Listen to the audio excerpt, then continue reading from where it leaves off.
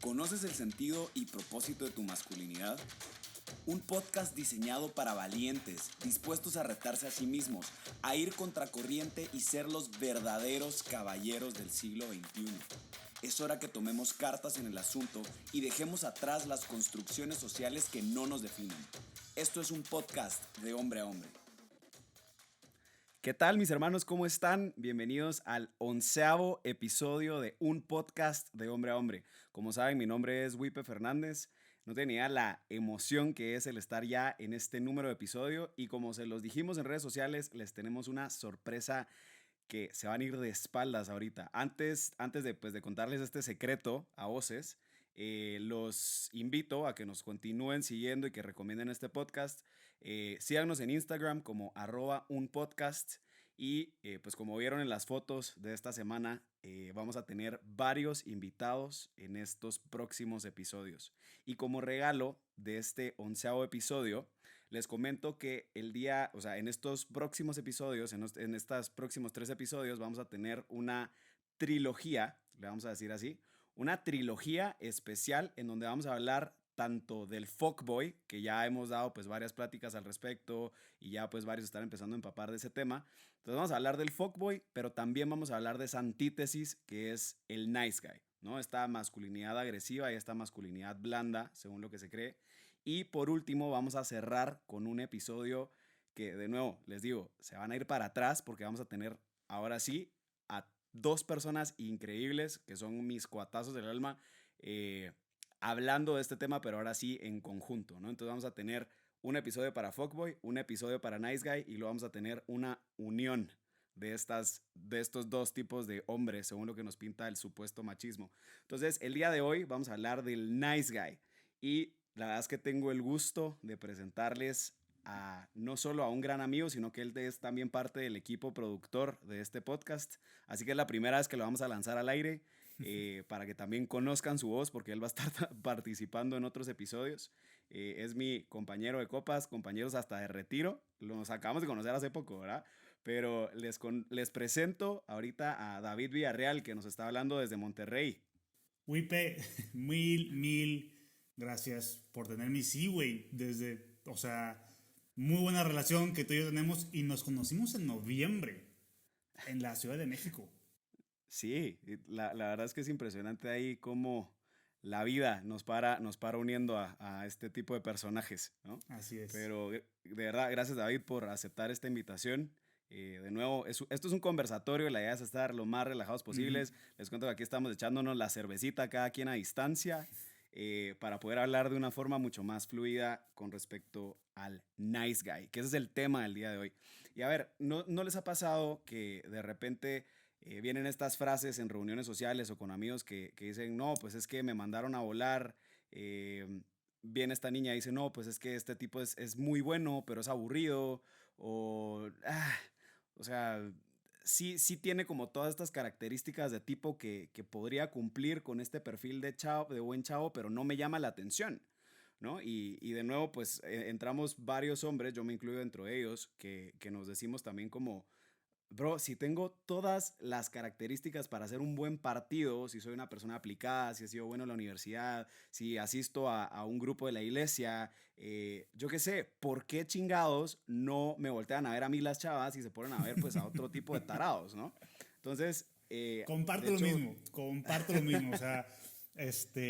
y es muy común, experiencia muy similar a la tuya, y es curioso como, pues, esta psicología, se puede decir, de una masculinidad rota, pues se presenta en la sociedad de hoy en día.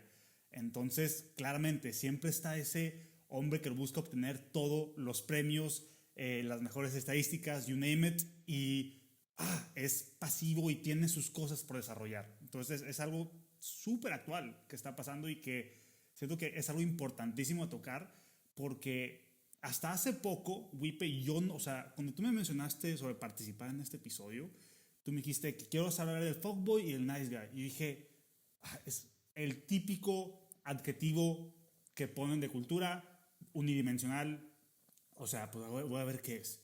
Pero en cuanto me empecé a adentrar y hacer mi research, a la madre, me di cuenta hasta muchas cosas que hasta yo, que yo veía reflejado en la descripción de un nice guy. Entonces, y mientras más leía, decía, o sea, esto realmente es algo que muchos hombres posiblemente encajan y no se dan cuenta. Y eso fue lo que me pasó a mí. Y es que para ponerlos un poco en contexto, hay un libro, que este fue el que le puse de tarea a David hace varios meses de empezar a leer, porque le dije, bro, tenemos que grabar un episodio de esto. Me encantaría hablarlo contigo y espero que no lo hayas sentido como un insulto. Sino Leve, que güey, leve. así, eres un nice guy, solo para que sepas. Y entonces te toca leer esto. No, son bromas, David. Pero justo, ¿no? Estábamos leyendo este libro que se llama No More Mr. Nice Guy, No Más Mr. Nice Guy. Creo que ya lo he hablado en otros episodios. Este lo escribió Robert Glover. Y él identifica a este tipo de hombre, pues muy apegado a esta masculinidad pasiva, ¿no? A esta masculinidad suave. Un hombre que, pues a pesar de que es muy bueno, de verdad es alguien que se esfuerza en caer bien, es alguien que, pues es muy responsable, con muchísimos logros, etcétera. Pero existe cierto grado de pasividad, ¿no? Está este miedo al conflicto, está una necesidad muy grande de validación, ¿no? Y esto, pues, quiera que no, al final de cuentas, pues, son características negativas de este tipo de hombre, ¿no? Solo con el hecho de que ya aten a un nice guy con una masculinidad pasiva, eso implica que en efecto hay algo negativo de este tipo de hombres. ¿No? Hay algo negativo de este tipo de hombres que están buscando todo el tiempo y constantemente estar en un estado de perfección, que pues quiera que no es algo primero cansado, es algo hasta inútil porque es imposible todo el tiempo estar en este modo de perfeccionista, eh, pero sobre todo creo que también como hombres es frustrante, ¿no? Porque Completamente. está este como pensamiento de tengo que hacer todas las cosas bien para ganarme entonces la aprobación de alguien, ¿no? Completamente. Y es algo que muchos nice guys, por decirlo así, o sea, solitos se llegan a creerse esta mentira de que son buenos. Es muy fácil disfrazarse de que es que soy buenísimo, pero no se dan, porque, no, porque hay una autosuficiencia de conocerse bien a sí mismo como hombre, pues no se está dando cuenta de que hay detrás de esa perfección, pues un hombre que es completamente vulnerable y que está buscando esta validación. Claro, y que se está escondiendo al final de cuentas, ¿no? O sea, el perfeccionismo, o sea, gran parte del perfeccionismo es una máscara a una herida de insuficiencia, ¿no? Es una máscara a estas heridas de necesidad de validación de las cuales pues no las obtuviste y que crees que es a través de tus actos de perfeccionismo que los vas a obtener.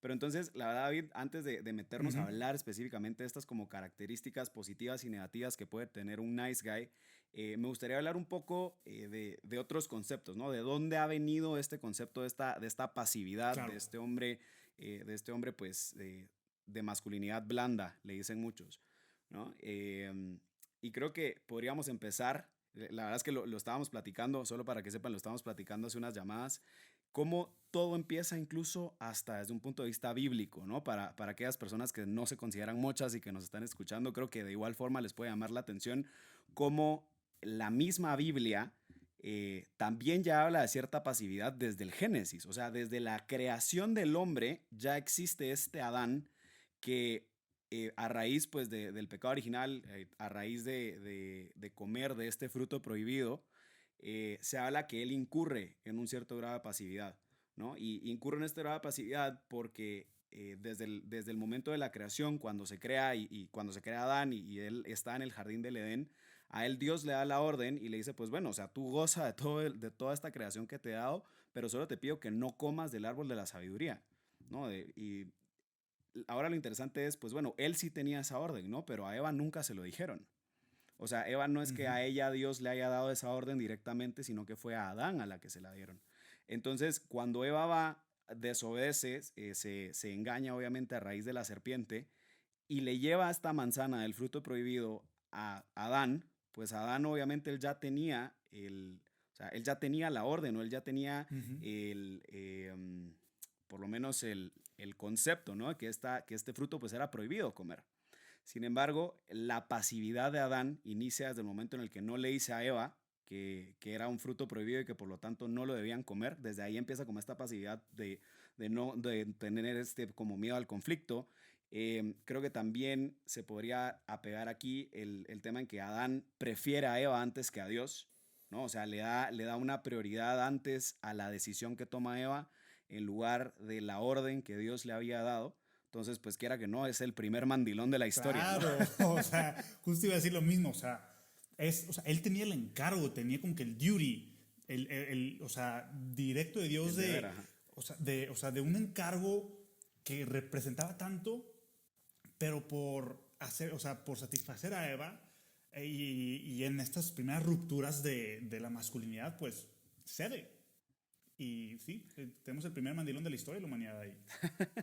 Y es que, de hecho, hay libros incluso que han hablado específicamente de la pasividad de Adán, ¿no? De cómo Adán, a pesar de haber tenido la orden de Dios de no comer de este fruto prohibido, le correspondía a él tener esa iniciativa de confrontar a Eva, de confrontar incluso a la serpiente, de verdad, pues, seguir el camino que Dios le había dado, pero sin embargo, esta pasividad llegó hasta a elegir a Eva sobre Dios, ¿no? Y que creo que también es algo que como nice guys nos ocurre mucho, ¿no? Que es, preferimos más que nuestra novia, que nuestra pareja esté bien a confrontarla, ¿no? Esta es una de las características, pues, que se le critica mucho al nice guy, que es el miedo a la confrontación.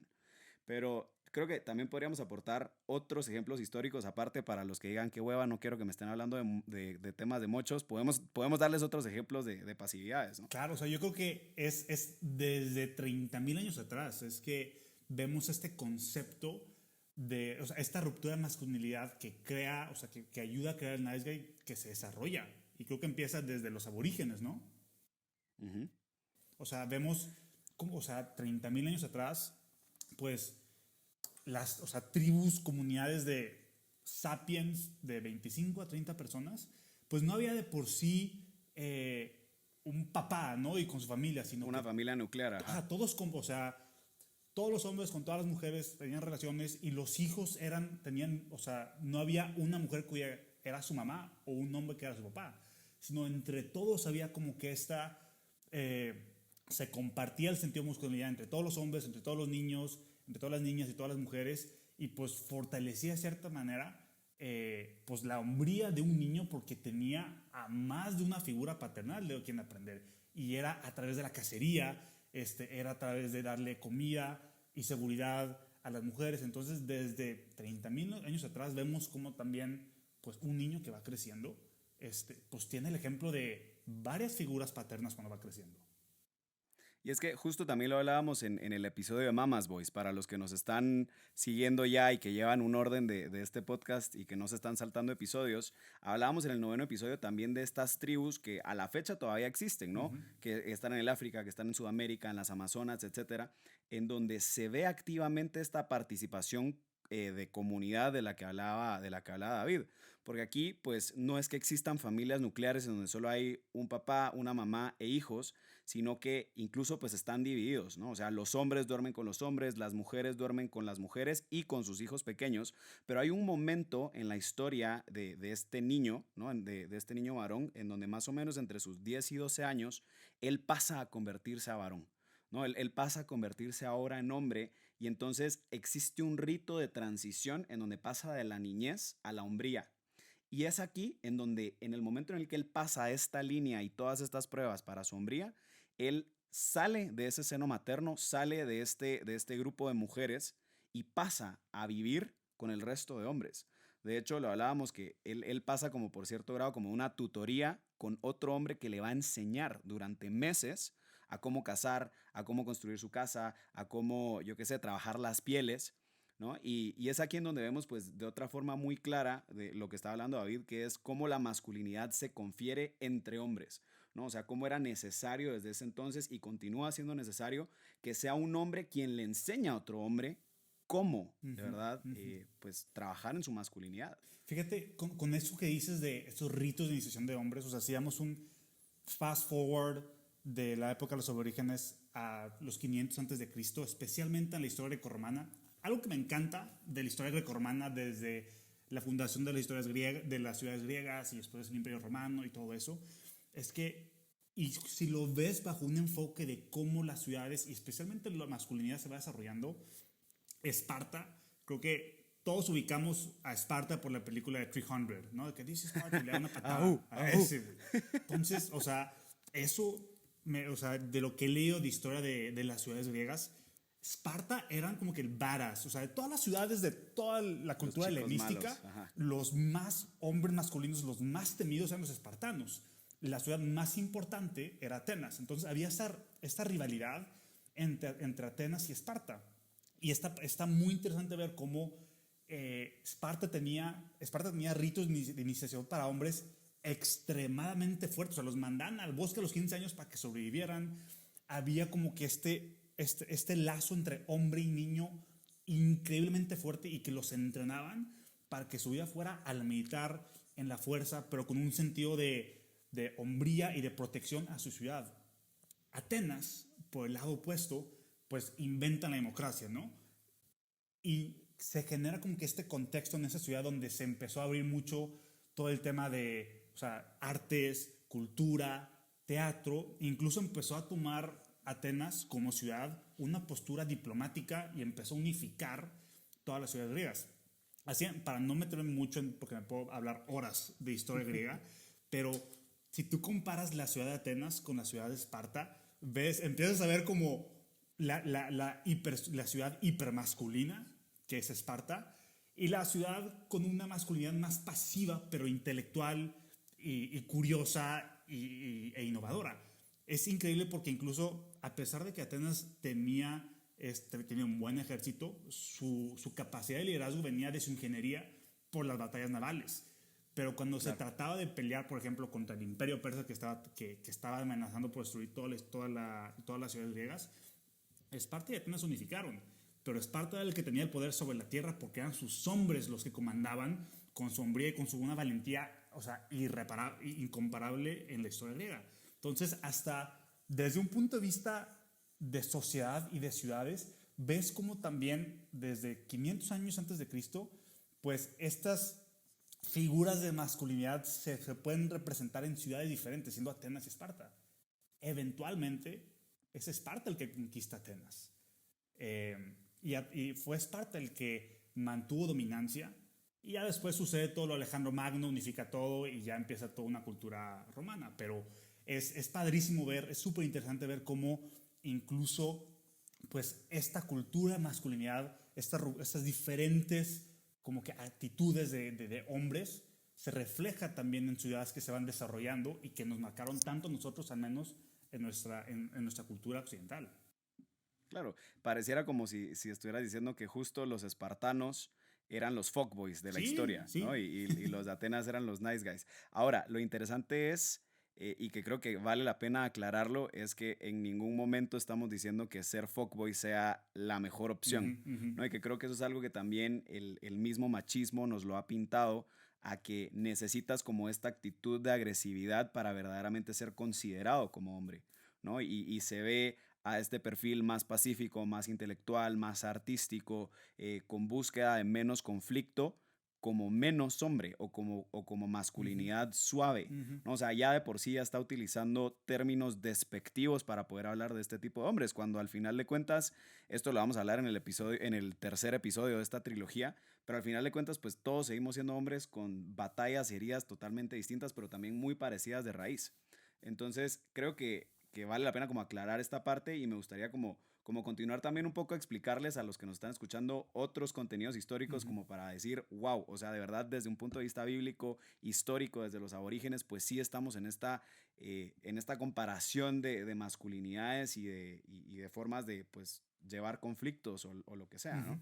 Y es que justo pues ya de nuevo, ¿no? O sea, regresándonos ahora tal vez a unos 100 años atrás, hablamos que ahora sí, pues en efecto ya tal vez hay un poquito más de familias no tan nucleares, pero por lo menos tú ya vives con tus abuelos, con tus tíos, con tus primos, pero pues todos están dedicados al campo, ¿no? Estás entonces pues existe una mayor convivencia entre el padre, familia, los abuelos, los tíos y los hijos. Entonces se sigue cumpliendo con esta figura en la que si tu papá se muere, tu tío ocupa ese papel de padre, ¿no? Tu abuelo ocupa ese papel de padre, entonces tú continúas formándote en tu masculinidad porque siempre hay un hombre en el mapa.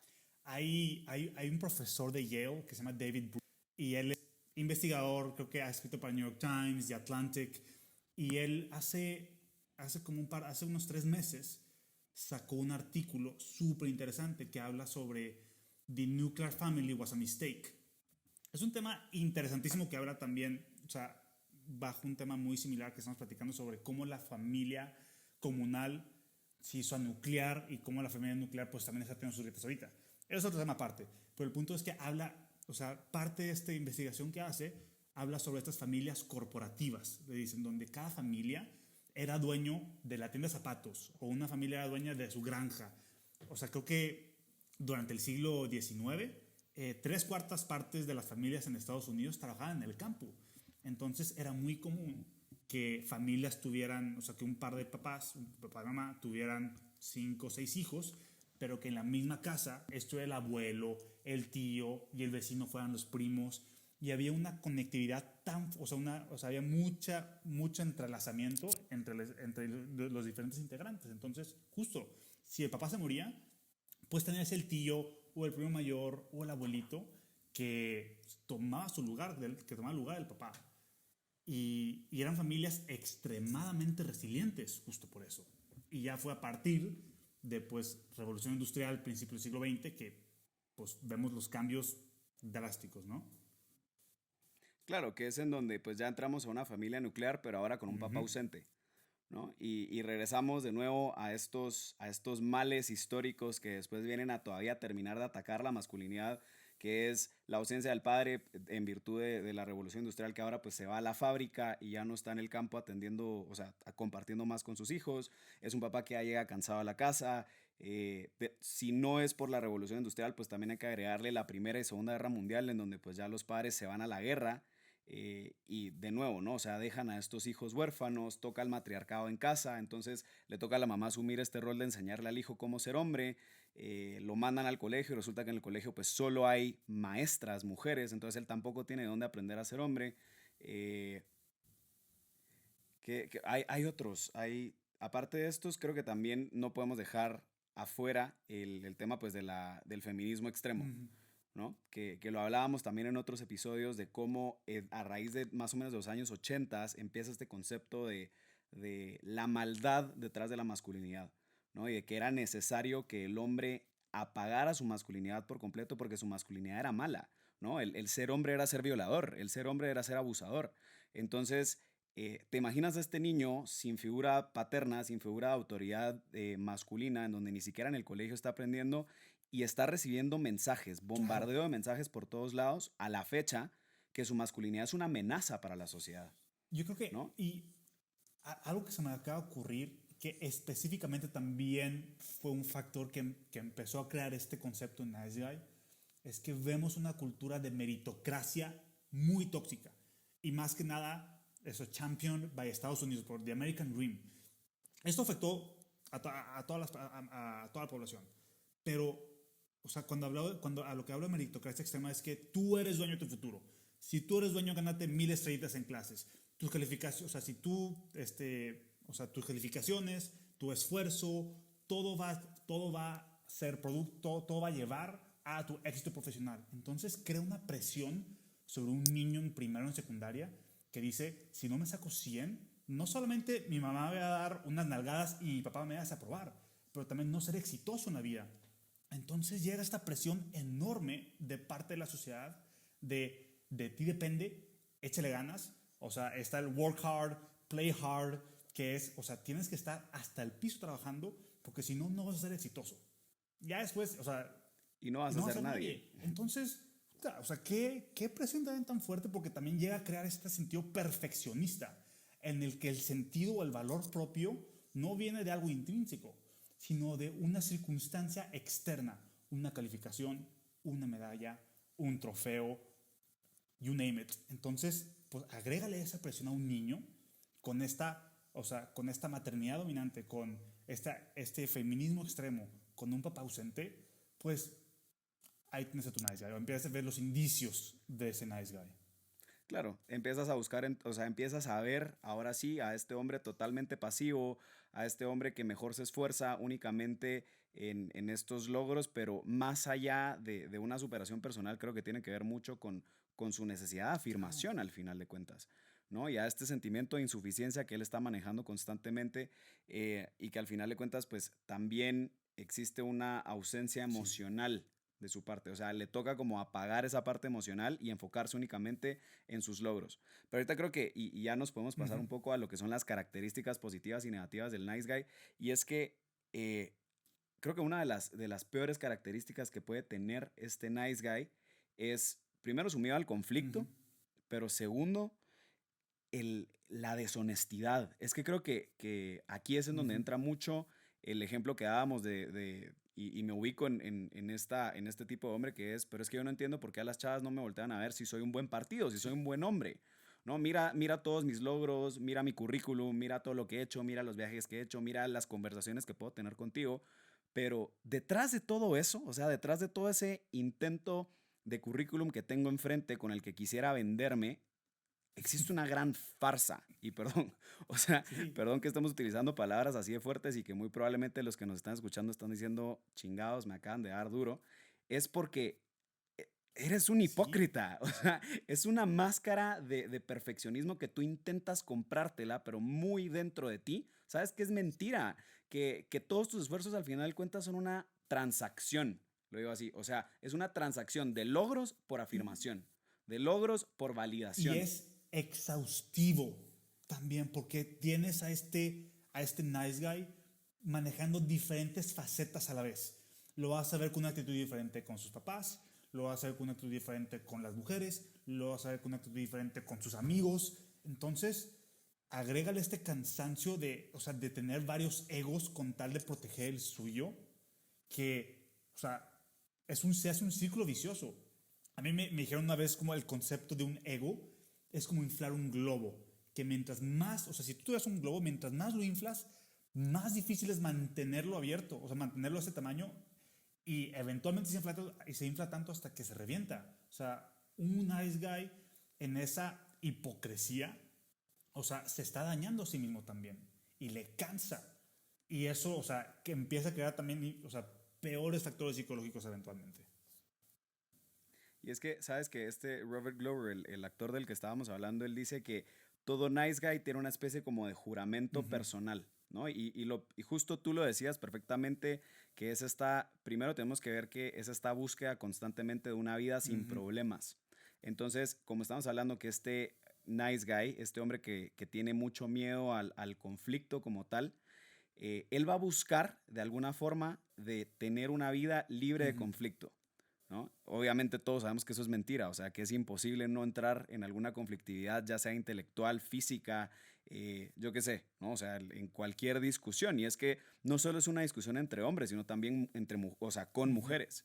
No, o sea, el nice guy de verdad va a intentar constantemente evitar todo conflicto, va a buscar a toda costa caerle bien a todo el mundo, pero sobre todo porque él tiene este pensamiento que mientras más él se esfuerce, va a poder llegar a tener esta vida buena sin Claro. conflicto, ¿no? Pero el problema es ese, brother. O sea, el conflicto siempre va a haber. Y aquí lo que interesa entonces es encontrar esos pantalones, ¿no? Encontrar esas agallas que a veces te hacen falta para poder decir las cosas. Y cuando es el conflicto en realidad lo que hace, o sea, el enfrentar el conflicto es lo que hace al hombre.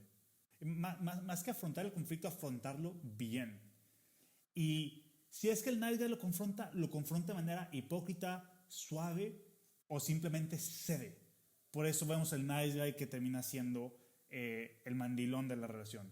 Vemos el nice guy puede ser el que busca a toda costa justificar, o sea, justificar una superioridad, ya sea intelectual o moral, para poder así, o sea, anteponer un argumento y dejarlo así sin ni siquiera tener apertura a una opinión de vista, a un punto de vista diferente. Entonces, o sea, there it is. A mí, me acuerdo que algo que de pequeño, güey, a mí, no sé por una razón, es una tontería esto, ¿no? Pero en secundaria, como que empecé a darme, a mí me encantan mis calcetines largos. O sea, también eran los calcetines más cómodos, güey. Y empecé a ver cómo todos tenían, de esos calcetines de que llegan hasta los tobillos, ¿sabes? Y todos lo tenían. Y como que hasta del Nike o Adidas, ¿no? Y te estoy hablando David Villarreal, versión 14 años, secundaria, inseguro, buscando aprobación a través de calificaciones y concursos de oratoria, ¿no? Entonces, güey, dejé mis calcetines largos. O sea, dejé una comodidad que me encantaba para poder encajar con mis calcetines cortos. Me acuerdo que le decía a mamá que mamá, vamos a Walmart a comprar mis calcetines cortitos. Pero, o sea, la historia detrás de eso es que yo buscaba encajar como nice guy en conversión, puedo decirlo así, pues en vez de, no sé, tener mi argumento de que los calcetines largos son los más cómodos y son más calentitos, no, prefería seguir con la corriente. Y Y es, y es que creo que, a ver, estás hablando también de una parte de búsqueda de encajar, pero también esta, o sea, ahí creo que estás hablando muy en el fondo de, ok, todo hombre está buscando esta validación y esta búsqueda de encajar con su grupo de amigos, con otros hombres, ¿no? Pero tristemente el nice guy nunca te va a decir que él está intentando encajar. O sea, el nice guy sí, entonces va a buscar otra forma de cómo hacer crecer esta máscara de soberbia personal para decir cómo pues él es más inteligente y entonces pues para qué chingados quiere parecerse a este montón de claro. neandertales, ¿no? O sea, o para qué quiere, o sea, parecerse a este tipo de hombres que para él pues simplemente son unos patanes, ¿no? Y en el próximo episodio vamos a hablar del punto de vista ahora del fuckboy, ¿no? Pero creo que también nosotros mismos como nice guys llegamos a justificarnos demasiado nuestra forma de ser y ponernos en este pedestal cuando en verdad estamos escondiendo cosas muy fuertes de Ujú, ujú. nosotros, ¿no? Y tenemos un pavor y un miedo a que la gente se dé cuenta de eso, que preferimos esforzarnos y arraigarnos a otras cosas que podamos utilizar como una especie de camuflajeo, ¿no? Como decir, bueno, tengo una adicción a la pornografía y una adicción a las mujeres y tengo X, Y, Z problemas con alcoholismo, con yo qué sé, pero no quiero que la gente se entere de esto porque siento que esto me va a hacer a mí verme menos hombre, ¿no? Y si de por sí yo ya me siento menos hombre y tengo todo esto, muy dentro de mí siento que existe algo malo, ¿no? Entonces me arraigo tanto a la necesidad de cubrir esto y entonces digo, a ver, no pongan atención a eso, mejor pongan atención a mis notas, ¿no? Mejor pongan atención incluso a que me vean en mi grupo de la iglesia, ¿no? O sea, incluso la gente nice guy también puede ser mocha, Ujú. ¿no? Pero ni siquiera tiene esa pureza de intención que se está acercando verdaderamente a Dios, sino que lo ve más como una especie de Claro, transacción, ujú. ¿no? En donde me estoy dando más a ese currículum. O sea, ahí tocaste algo muy, muy personal que me pasó. O sea, yo me acuerdo que yo iba, pues, creciendo era, la verdad es que era un niño mucho, me encanta ir de misiones, iba a comulgar todos los días y yo siempre estaba en constante comparación, porque nunca fue el que tuvo demasiados amigos, nunca era el que me invitaban a todas las fiestas, entonces yo siempre estaba buscando esta aprobación. Y yo me acuerdo que cuando veía a alguien que tenía las mismas o las mejores calificaciones que yo, que era igual o mejor en natación que yo, que era igual de buen chavo igual que yo, recurría a, bueno, yo voy a comulgar más que él. O sea, llegaba a utilizar mi propia espiritualidad como una forma de sentirme moralmente superior. O sea, quítate tú eso. Fue el hecho de ni siquiera vivir mi espiritualidad de manera auténtica, sino lo veía como, o sea, a medida que pueda yo demostrar que soy buen niño, por ende voy a recibir esa aprobación. Y fue un error Ujú. terrible en el que caí. Y es algo que, como le dijiste, o sea, muchos pueden ser esos nice guys sin darse cuenta. O sea, al final, ¿de dónde viene? ¿De dónde viene tu aprobación propia? Y creo que conforme van creciendo esos nice guys, ya llegando a ser jóvenes profesionistas, eh, alrededor de los 30, pues lo ves ya cuajando esa personalidad. Algo, digo, algo que a mí me ha pasado los últimos años es que pues, disfruto mucho salir con niñas. Y he salido con niñas, o sea, muy, muy buenas. Pero en el momento que siento como como el compromiso, tiendo a irme. O sea, y ya por la tarea que me mandaste a hacer, güey, leyendo este libro y haciendo mi investigación, me di cuenta que pues lo que busca el nice guy es como que el check de que ya me afirmó esta niña, ya le gustó, next. Pero por el miedo al conflicto, por el miedo a algo serio, en cuanto ve cualquier indicio de compromiso, se va. Porque ya tuvo lo que buscaba y era esa aprobación de que le gusta una mujer. Y esto es constante y se vuelve tóxico y es cuando, pues conforme, si no lo trabajas, pues llega a ser este hombre nice manipulativo. Y, o sea, o sea, no solo para, o sea, para las mujeres y tanto para él mismo. Ujú. Claro, y es que es manipulador con las mujeres sin confrontar, ¿no? Y creo que eso es otro tema, ¿no?